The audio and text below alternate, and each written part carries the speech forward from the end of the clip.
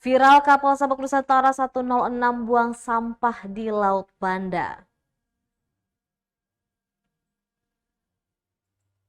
Viral di media sosial TikTok, sebuah video memperlihatkan kapal Sabuk Nusantara 106 melintasi Laut Banda.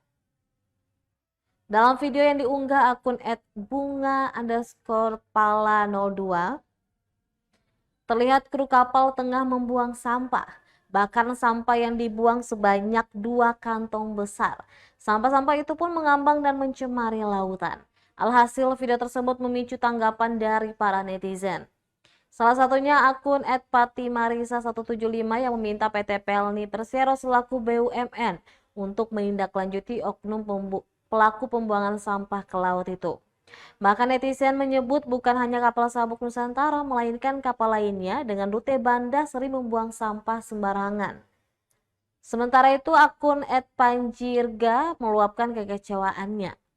Menurutnya ada larangan membuang sampah yang terpampang di lorong-lorong kapal.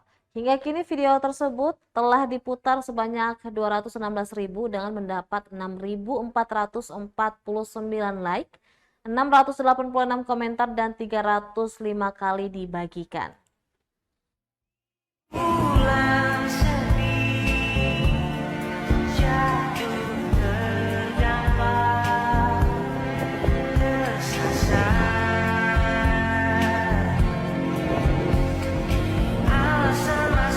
Download Tribun X sekarang, menghadirkan lokal menjadi Indonesia.